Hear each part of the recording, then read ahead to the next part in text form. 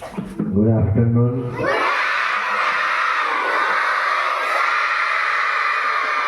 તમને ખબર નહીં હોય આ શબ્દ સાંભળવા માટે હું દોષો જ આવું બોલું. તમે જે આ બોલો ને પછી જે એનર્જી આવે ને જબરજસ્ત હોય છે. એટલે હું કાંઈ નહીં આવીને તમે જોયું હોય છે કે આવું એટલે ફરવાનો પેલો શબ્દ કયો બોલું છું? Good afternoon. બોલો ગુડ આફ્ટરનૂન.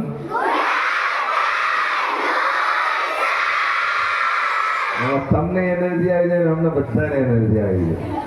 એટલે ખૂબ ખૂબ આભાર. એક વખત અમારા સ્ટાફ માટે જોરદાર તાળીઓ થઈ ગઈ.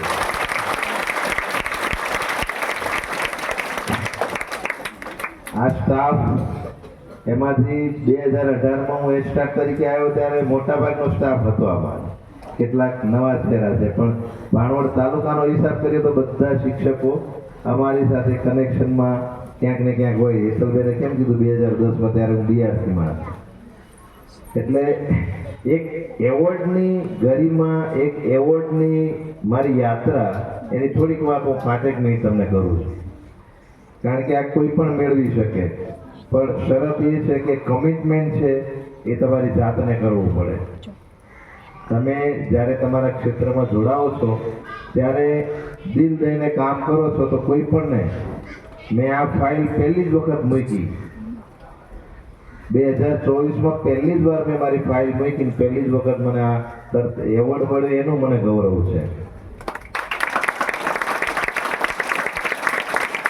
આજથી 29 વર્ષ પહેલા 24 ફેબ્રુઆરી 1995માં હું 18 વર્ષની ઉંમરે રોજડા પ્રાથમિક શાળામાં જોઈન થયો. અને ત્યારે મેં મારી સ્ટોરી શેર કરી હતી કે જનકબા જેઠવા નામના એક લેડી એમ બોલ્યા હતા. ત્યારે મેં એમને પૂછ્યું હતું કે આ સ્કૂલ ક્યાં છે? એટલે સ્કૂલ શબ્દ એમના માટે નવો હતો. સ્કૂલ શબ્દ એમના માટે નવો હતો. એમને એવું લાગ્યું કે આ શું સાહેબ કે છે, તો સ્કૂલ ક્યાં છે એ પૂછ્યું. એટલે તરત જ એમણે એને ખ્યાલ ના આવ્યો. અને પછી એને ખબર પડી કે આ તો એક નવા શિક્ષક છે, અને નવા શિક્ષક છે એ હાજર થવા આવ્યા છે. ત્યારે એ હું હાલતા હાલતા થોડોક આગળ ગયો ત્યારે એમ બોલ્યા કે આ નાનું છોકરું હું સ્કૂલ અંબાડ, આને તો આ ગામે હાથ દેવું પડે. આવું એ બોલ્યા ને ત્યારે મને એમ થયું, ત્યારે મારું 43 કિલો વજન હતું. આમાંથી કેટલાય 60 કિલોના વજનવાળા. હવે તમે કલ્પના કરો, 43 કિલો વજન, 18.5 વર્ષની ઉંમર, અને ત્યાંથી મેં મારી યાત્રા શરૂ કરી. રોજડામાં મેં 6 વર્ષ કામ કર્યું, અને 6 વર્ષની અંદર એ રોજડાના બાળકો માટે જે કામ કર્યું સેમ જે અત્યારે હું તમારી સાથે કામ કરી રહ્યો છું. એનું વધારે વર્ણન નહીં કરું, પણ એ જ એક્ટિવિટીઝ, એ જ ઉત્સાહ, અને એના કારણે એ વખતે પણ રોજડા છે રાજ્યમાં, જિલ્લામાં, અને કોઈ પણ એક્ટિવિટીઝ એવી બાકી નહીં જેમાં આપણે અવ્વલ છોકરા ના આવતા હોય. રોજડા પ્રાથમિક શાળામાં જ્યારે હું દાખલ થયો ત્યારે 96 વિદ્યાર્થી હતા, અને જ્યારે એ શાળા છોડી ત્યારે 199 વિદ્યાર્થી હતા. તો આખી જે યાત્રા જે છે અમારી, એ યાત્રામાં આ જે વિદ્યાર્થીઓ અને ગામ લોકોના સહયોગથી એ શાળાનો વિકાસ કર્યો.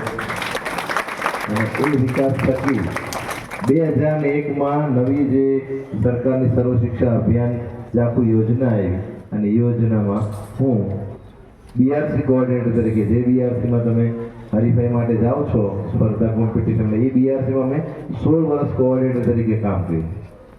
2016માં એ બીઆરસી છોડ્યું, અને પછી 1 વર્ષ એટલે કે 250 દિવસ મેં રજા ભોગવી. 250 દિવસ પછી એચટાકની નવી જગ્યાઓ જે આવી 2018માં, ત્યારે હું 3 જાન્યુઆરી 2018ના રોજ આ કન્યા શાળામાં દાખલ થયો. એ કન્યા શાળામાં દાખલ થયો ત્યારે લતાબેન અને ભાનુબેનને એ આખો જૂનો સ્ટાફ અત્યારે જે દેખાય છે, બધા જેટલા સિનિયર છે એ બધા, પછી હસમુખભાઈ આવ્યા, શીતલબેન આવ્યા, તો આ બધા શિક્ષકો પછી ધીરે ધીરે આવ્યા. જોશીભાઈને તો પહેલાથી 2010થી મારા ખ્યાલથી અહીંયા છે, એટલે 11થી 5મી સપ્ટેમ્બરે જ એમની પછી દાખલ તારીખ છે. તો એ અરસામાં મેં સાથે મળીને કામ ઉપાડ્યું. અને આ એકલો આચાર્ય કંઈ ના કરી શકે. શાળાના સહયોગ વગર, આચાર્યના, શિક્ષકોના સહયોગ વગર, તમારા સહયોગ વગર કોઈ શાળા વિકસી ન શકે. અમે એ ધીરે ધીરે કામ કરતા ગયા. ગામ લોકોને ખબર પડતી ગઈ, એડમિશન વધતું ગયું. એક સમયે જે 228 કે 18 જેવી સંખ્યા હતી એ 450, 550, 650, એક સમયે 671 જેટલી સંખ્યા છે આપણી સ્કૂલની થઈ. અને એમાં બે મીડિયમના વિદ્યાર્થીઓ આવી જાય એટલે એ અરસામાં 5 વર્ષમાં આપણે લગભગ 25 થી 26 લાખ જેટલું ડોનેશનથી તમારા માટે કામ કર્યું. તમારી એક પણ એક્ટિવિટી, તમારી એક પણ કોમ્પિટિશન તમે બાકી ના રાખી કે જેમાં તમે તાલુકા, જિલ્લા અને રાજ્યમાં તમારું પરફોર્મન્સ ના કરી શકો. જેટલી પણ જાહેર પરીક્ષાઓ છે, સીઈટી હોય, જ્ઞાન સાધના હોય, એનએમએમએસ હોય, પીએસસી હોય, તો તમામ પરીક્ષાઓમાં આપણે હંમેશા તાલુકા, જિલ્લામાં પ્રથમ દ્વિતીય રહેતા હતા અને એના થકી મને આ મળ્યું છે. એનો મતલબ એ છે કે આ એવોર્ડ એ મારો નથી, પણ આ એવોર્ડ તમારો છે.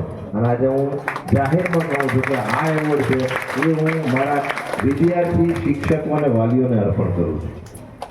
બરાબર? એટલે તમે છો તો આ એવોર્ડ છે. આ એવોર્ડના સાચા હકદાર તમે સૌ છો. તમે અમને સપોર્ટ કરો છો એટલે અમે સારું કામ કરી શકીએ છીએ અને એના થકી એક નવો ઉત્સાહ મળે છે અને ઉત્સાહથી કામ કરી અને શાળાનો વિકાસ કરીએ છીએ આપણે. તમે જુઓ છો કે આખું આ કેમ્પસ એક વખત ખાલી ફ્રી થઈ જશે, પછી મેદાન મસ્ત બનશે, આ બિલ્ડિંગ પણ રિપેર થઈ જશે, પછી કેવી સ્કૂલ બની જશે. તો આ જે કલ્પનાની સ્કૂલ કદાચ ભાણવડમાં એકેય સ્કૂલ આવી નહીં હોય, કારણ કે આ 3 કરોડના ખર્ચે નવું બિલ્ડિંગ બને છે. આ ગ્રાઉન્ડ પણ બહુ મસ્ત બનવાનું છે. ત્યારે તમારા વિકાસ માટે આ જે કરેલું કામ છે એના કારણે મને આ એવોર્ડ મળ્યો છે. અને સૌથી મોટો એવોર્ડ તો ઘરેથી મળે, કારણ કે ઘરના સપોર્ટ હોય તો જ આ થાય. શીતલબેન મને કહેતા કે આ એવોર્ડ તમારો નથી, બેનનો એવોર્ડ. વાત એ સાચી છે, કારણ કે રોજડા જ્યારે કામ કરતો ત્યારે ટીએલએમ બનાવવું તો પછી આખી રાત જાગવાનું થાય. ઘણી વખત એકલા ઓલી લાકડા કાપવાના હોય તો હક ના થાય. રાતના 2 વાગ્યા સુધી કામ આવતું હોય, કોણ સહન કરે? બરાબર. તો એ વાર્તામાં રાણપરથી હાલીને જતા, ત્યારે કઈ રિક્ષા આવતા નહીં. જોશી સાહેબનું રાણપર ગામ, જોશી સાહેબના અનુભવ. ક્યારેક તો પાસ્તરથી હાલીને હું રોજડા ગયેલો છું. હવે પાસ્તરથી રોજડા એટલે 12 થી 13 કિલોમીટર થાય. અને એ અર્થમાં હું વાત કરું 1995 ત્યારે કોઈ પણ કેની આવે, કોઈ પણ ડીપીઓ આવે ને તો હું ગેરહાજર હોઉં તો એ કોઈથી ક્યારેય મને એમ નથી કીધું કે આ શિક્ષક ક્યાં છે. કારણ કે હું પોરબંદર ઓલી જે ભંગારિયાની દુકાનોમાંથી આ વિજ્ઞાન મેળાના સાધનોના કંઈક ઇન્સ્ટ્રુમેન્ટ ગોતતો હોઉં અને ક્યાંકથી કોઈ ખીલા મળે, શું કહે, લોખંડની સળિયું મળે, થર્મોકોલ મળે, એ બધું ભેગું કરી અને પછી વિજ્ઞાનની કીટ બનાવતા. એટલે સરળ સાહેબ 3-4 વખત આવી ગયા અને 3-4 વખત હું એબસન્ટ હતો.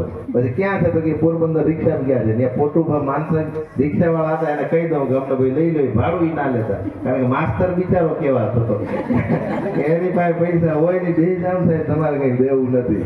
અને એમ કરતા પછી હું ગમે નહીં આવું, કોઈ રિક્ષાવાળાએ કોઈથી પૈસા લીધા નથી. પછી તમારા જેવા વિદ્યાર્થીઓને ટ્યુશનમાં બોલાવતો એટલે ફી ના લેતો. ફી લેવાની આવે નહીં, કારણ કે મફતમાં 2 કલાક જેને જેમ ભણવું એમ ભણાય. 8 વાગે આવી જાય તો બોલા વાડીના છોકરા હોય, મેરના છોકરા, હાલો સાહેબ તો નવરાઈ છે, એ આવી જાય. અહીં ઘરમાં રસોઈ બનતી, હું 8 વાગ્યાનો તમારી વચ્ચે બેઠો હું વિદ્યાર્થીની વચ્ચે. એ નવોદયનું કરાવવું, પીએસસીનું કરાવવું અને મારી સ્કૂલ, ઘરની સ્કૂલ 10:30 વાગ્યા સુધી ચાલતી અને એમાંથી 18 વિદ્યાર્થી નવોદયમાં પાસ થયા. અને 18 વિદ્યાર્થી અત્યારે કેવું કમાય છે? અમુક લોકોના તો એક વર્ષના 20 લાખના છે ને પેકેજ છે. 20 લાખના પેકેજ. અમારો પગાર એવો નથી. મારા વિદ્યાર્થી જે છે ને એમાંથી 10 વિદ્યાર્થી તો આઉટ ઓફ શું કે એબ્રોડ છે, વિદેશમાં છે. અને એનું પરિણામ છે ને આ એવોર્ડ છે.